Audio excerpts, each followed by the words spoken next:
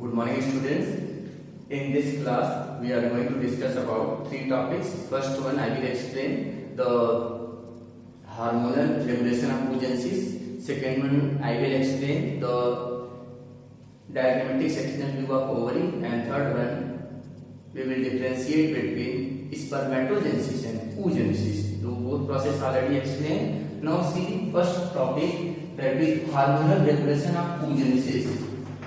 Hormonal regulation, or you can say hormonal control of oogenesis. You know well the process of development of egg or ovum from the oogonia is known as oogenesis. This complete process occurs inside the ovary of the human female. Now see, regulation is done by involvement of two endocrine glands represented by hypothalamus and pituitary gland. So during control of regulation, first of all, the hypothalamus releases hormone known as gonadotropin releasing hormone GnRH. GN stands for gonadotropin, R stands for releasing, H stands for hormone. Gonadotropin releasing hormone, and this hormone acts on pituitary gland. This hormone acts on pituitary gland to release further two hormones. Pituitary gland to release further two hormones, and these hormones are LH and FSH. LH stands for luteinizing hormone, we already explained, and FSH stands for follicle stimulating hormone. Once again, hormonal regulation during oogenesis.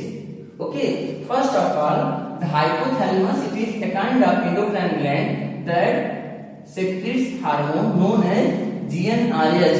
GnRH stands for you can say gonadotropin releasing hormone, and this hormone stimulates, or you can say acts on pituitary gland to release two more hormones, and these hormones are LH. LH stands for luteinizing hormone, and FSH stands for follicle stimulating hormone. This LH stimulates the process of ovulation. The process of ovulation. What is ovulation? The process of release of egg or ovum from the mature Gallian follicle during the 14th day of menstrual cycle is known as ovulation. And what is the function of FSH? This FSH helps in the growth and development of follicles. Growth and development of follicles means primary follicles, secondary follicles, tertiary follicles, and mature Gallian follicle, and also helping the process of oogenesis.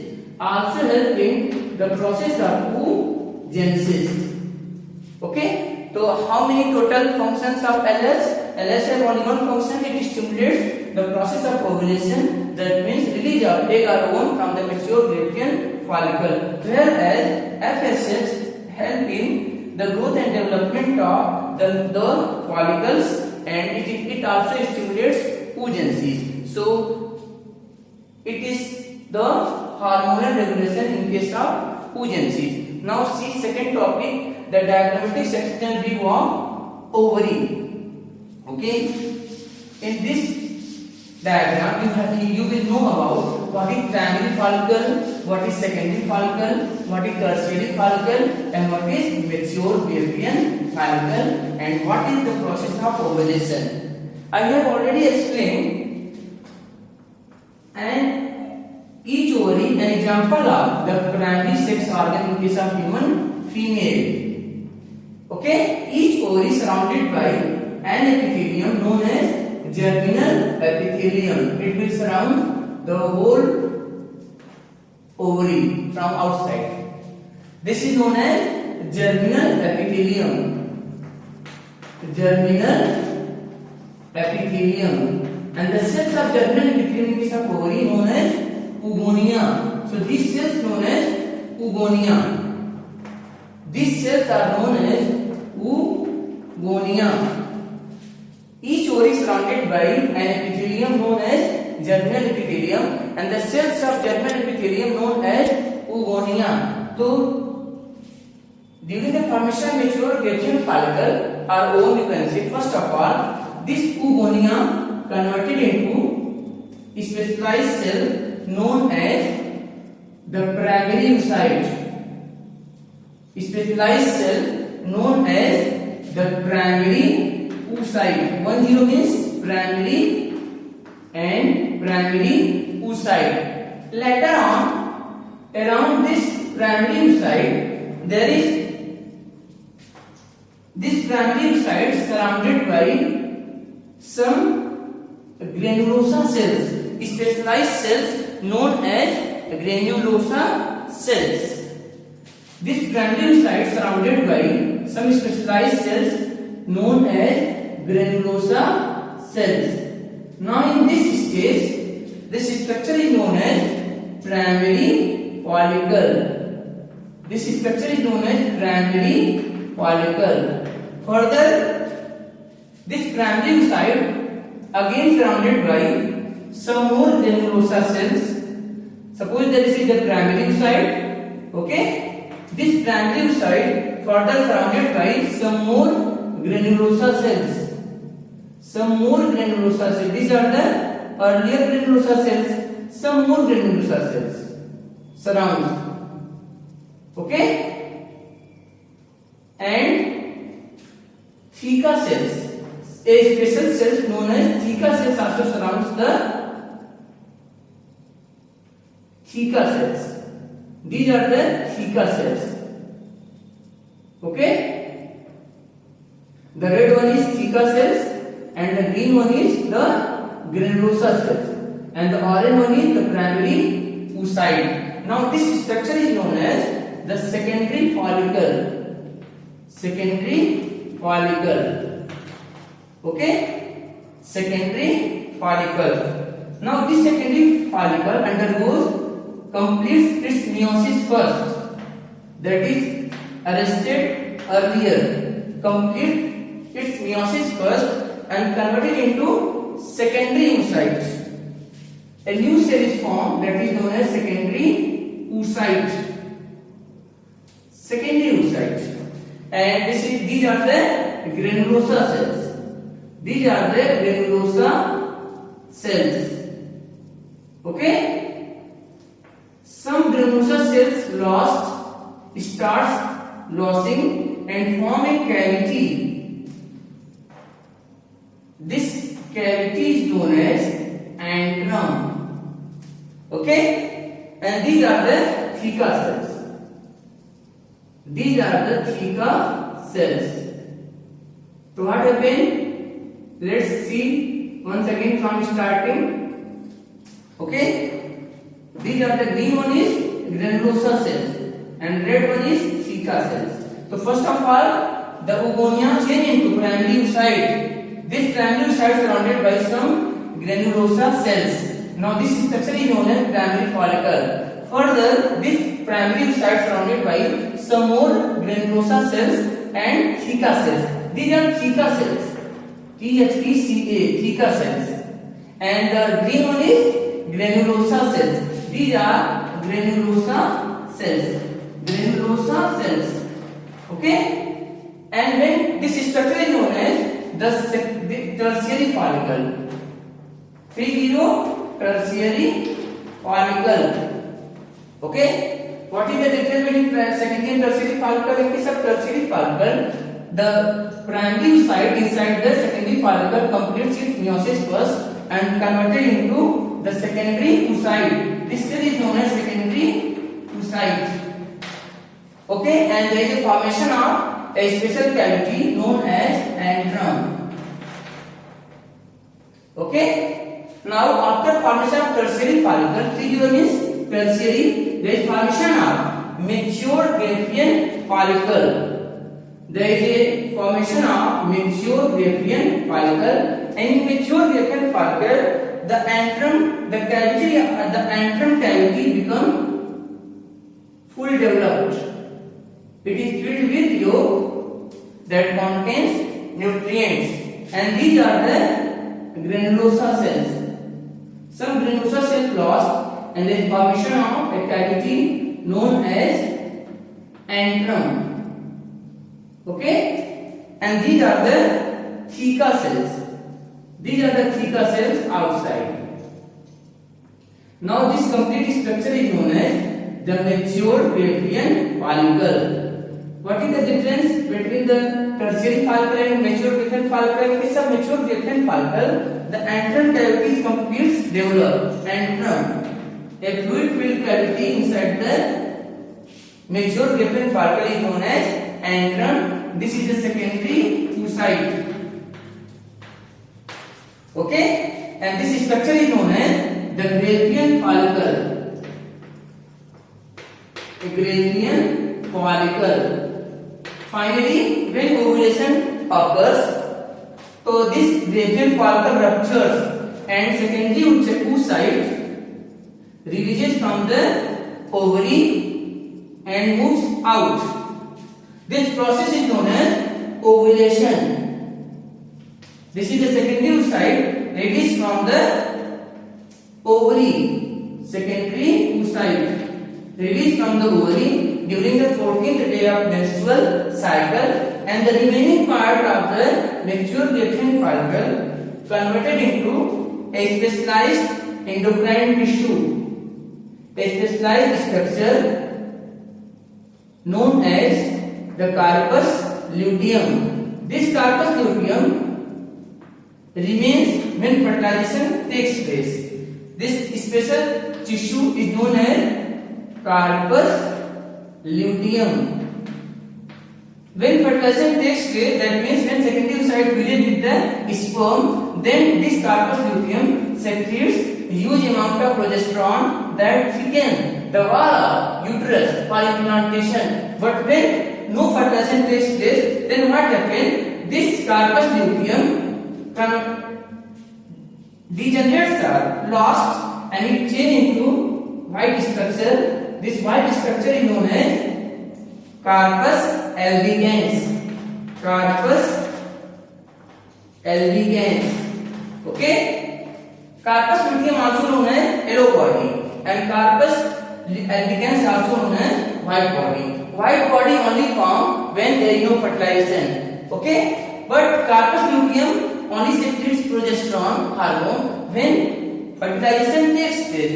When there is no fertilization, then what happens? This corpus luteum degenerates and changes into a white structure known as corpus albicans, and finally it lost. So this is all about the diagrammatic sectional view of ovary and the formation of the mature Graafian follicle from the germ cells of ovary. Once again see carefully. First of all, the oogonia converted into primary oocyte. This primary oocyte converted into primary follicle. This primary follicle converted into secondary follicle. This secondary follicle converted into tertiary follicle, and this tertiary follicle converted into mature Graafian follicle. Finally, this mature Graafian follicle ruptured during the 14th day of menstrual cycle. Then what happened? Secondary oocyte released from the ovary by the process of ovulation, and the remaining part of the Graafian follicle changed into a specialized structure known as corpus luteum. This corpus luteum remains active when fertilization takes place. It secretes hormone known as progesterone that thicken the wall of uterus for implantation. But when there is no fertilization, it will degenerate and form a white structure known as corpus albicans. So this is all about the diagrammatic sectional view of ovary. You know where there are two parts of ovary inside. The outer peripheral part is known as cortical ovarian stroma, where the development of follicles takes place, and the inner part is known as ovarian medulla that receives blood vessel. So internally, each ovary having two parts, the outer or you can say peripheral part and the inner part. The outer part is known as ovarian cortex, where development of follicles takes place, and inner part is known as ovarian medulla that receives blood vessels. So this is all about the diaphragmatic sectional view of ovary. Come to the third topic, okay, that is difference between spermatogenesis and oogenesis. Difference between spermatogenesis and oogenesis. Both process I explained already. Now see difference between spermatogenesis and oogenesis. Both are types of gametogenesis. Spermatogenesis found in human male, whereas oogenesis found in human female. Now see difference between spermatogenesis and oogenesis. First one is spermatogenesis. Spermatogenesis. And second is oogenesis. Oogenesis. Now see difference. First one. First difference, it occurs in human male. It occurs in human male. Correct? It occurs in human male. It occurs in human female. It occurs in human female. Okay? Second, it takes place inside the seminiferous tubules of testes. It takes place inside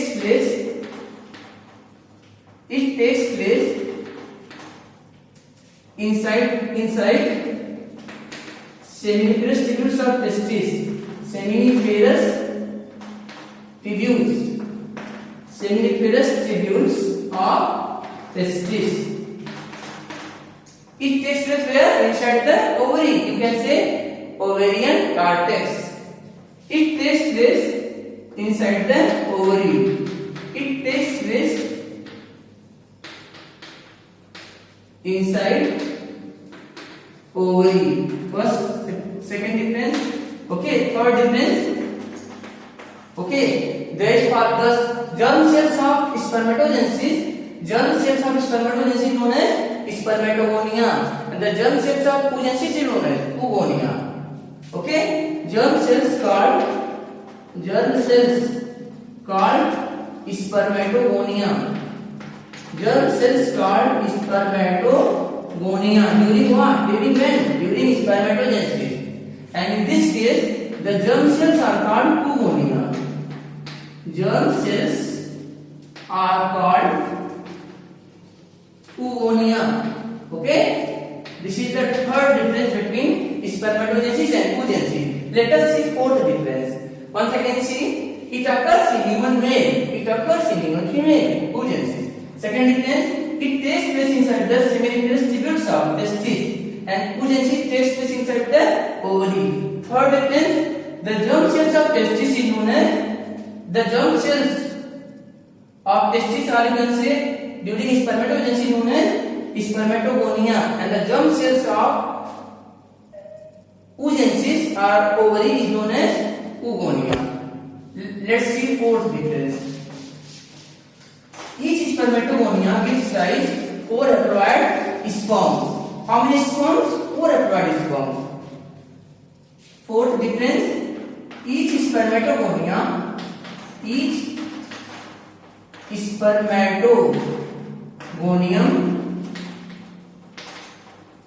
rise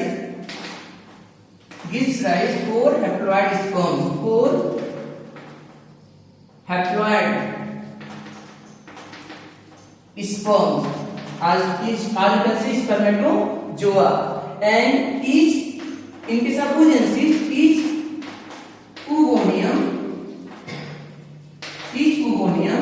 gives rise only one ovum or egg. Gives rise only one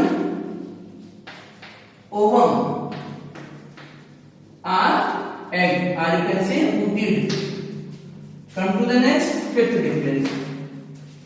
The primary and secondary spermatocyte divides equally. During spermatogenesis, the primary means 1 0. Primary and secondary spermatocytes